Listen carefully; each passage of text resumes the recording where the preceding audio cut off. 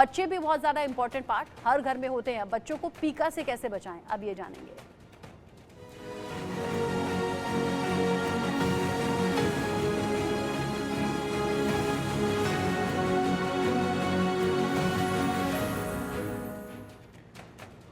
अक्सर आपने छोटे बच्चों को मिट्टी खाते हुए देखा होगा।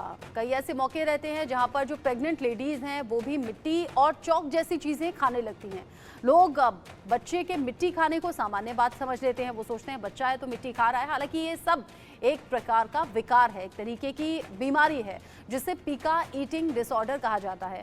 ऐसा एक्सपर्ट्स की माने तो मिट्टी खाना सामान्य बात हो सकती है, लेकिन लंबे समय तक अगर मिट्टी खाने से बच्चों की सेहत पर बुरा असर पड़ता है तो ये बीमारी है, क्योंकि लंबे समय तक ऐसी इच्छा नहीं होती। इससे बच्चे के पेट में कीड़ा होने लगते हैं, यानी कि जैसे हम सुनते भी हैं कि इसको कीड़े हो गए हैं, ज़्यादा भूख लग रही है या फिर भूख नहीं लग रही है, जिसके चलते बच्चों को भूख से जुड़ी समस्या होती है। साथ ही पॉइजनिंग का खतरा भी बढ़ जाता है। समझिए, मिट्टी खाना मतलब बहुत से कीटाणु पेट में जाना। बच्चों में मिट्टी या चौक खाने की आदत देखने पर तुरंत डॉक्टर से बात करनी चाहिए। आइए इसके बारे में आपको बताएं कि पीका बीमारी क्या होती है और क्या इसके सिम्टम्स होते हैं, कैसे बचा जा सकता है, क्या है पीका। सबसे पहले ये जान लीजिए, नॉन फूड आइटम्स खाना, यानी कि जो खाने की कैटेगरी में नहीं आते वो चीज़ें खाना, जैसे पेंट हुआ, राख हुई, चौक हुआ, ये सब कुछ खाना, ये पीका बीमारी के ही अंतर्गत आता है। साबुन या मिट्टी अगर बच्चे खाने लगें तो ये भी पीका को ही इंडिकेट करता है। लगातार खुरचन खाने से पीका हो सकता है। दुर्लभ बीमारी में कुछ भी खाने का दिल कर सकता है, खाना खाने का उस तरीके से दिल नहीं करेगा। कुछ भी खाने की आदत हो जाना, यानी कि जो हाथ में लगे वही खा लेना, इसे बच्चों की आदत के तौर पर नज़रअंदाज बिल्कुल मत कीजिएगा। शरीर में पोषक तत्व की कमी हो सकती है। गर्भवती महिलाओं में पीका की समस्या देखी गई है। बच्चों में पीका बीमारी की संभावना ज़्यादा रहती है, क्योंकि बच्चे यूं भी नासमझ होते हैं और बच्चों के हाथ में जो लगता है वो खाते रहते हैं। बच्चों का मिट्टी खाना सामान्य, एक वक्त के बाद आप मत समझिएगा। पीका का पता कैसे लगाएं, ये भी आपके लिए जानना ज़रूरी है। बच्चों को इस पर खास नज़र रखनी चाहिए। बच्चों के माता पिता को बच्चे क्या खा रहे हैं, जिससे आपको ये समझ लेना चाहिए कि हो सकता है आपके घर में जो छोटा बच्चा है वो पीका बीमारी से इस वक्त जूझ रहा हो। धूल मिट्टी अगर आपके बच्चे खा रहे हैं या उस तरफ जा रहे हैं तो ये पीका का इंडिकेशन है। राख, चौक, बर्फ, साबुन, कांच, बाल या दीवार की खुरचन, बच्चे जो समझ नहीं रखते, बच्चे जो बहुत छोटे होते हैं, जो हाथ में आता है वो उसे मुंह में डाल लेते हैं या उसे खाने की कोशिश करते हैं। अक्सर ये भी कहा जाता है कि बच्चे के दांत निकल रहे हैं इसीलिए उसका ये सब मन हो रहा है, लेकिन इसे नज़रअंदाज नहीं करना है। पीका होता क्यों है, अब ये भी जान लीजिए। शरीर में कुछ कमी होती है जिसकी वजह से पीका होता है। आयरन की कमी हो सकती है, जिंक की कमी हो सकती है।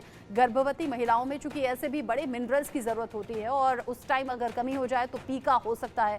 गर्भवती महिलाओं में आयरन की कमी होती है। अक्सर डॉक्टर आयरन की टैबलेट भी इसलिए देते हैं। आयरन की कमी से एनीमिया हो सकता है और एनीमिया से बचने के लिए ही आयरन की टैबलेट्स दी जाती हैं। कुछ भी खाने की आदत इस वक्त हो सकती है। शरीर में पोषक तत्वों की कमी हो जाती है और इसी वजह से छोटे बच्चों में भी और प्रेग्नेंट महिलाओं में भी पीका की समस्या देखी गई है।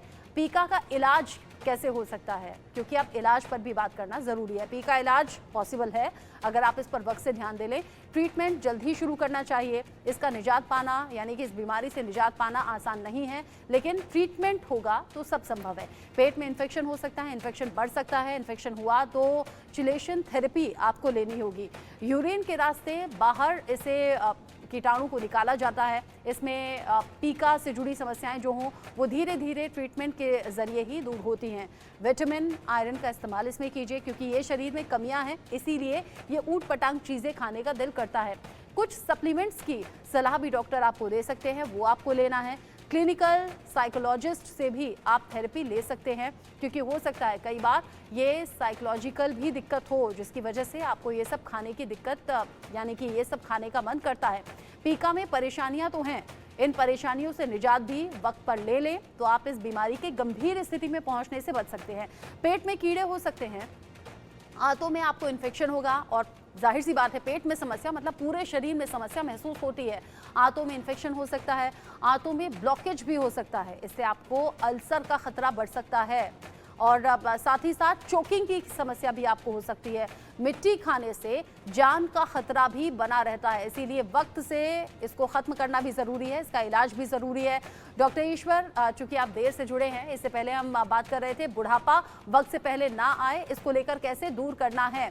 लेकिन जिस तरीके से डॉक्टर ईश्वर हम बात कर रहे थे, जिस तरीके से बच्चों में पीका की समस्या देखी गई है, इस समस्या को हम कैसे दूर कर सकते हैं?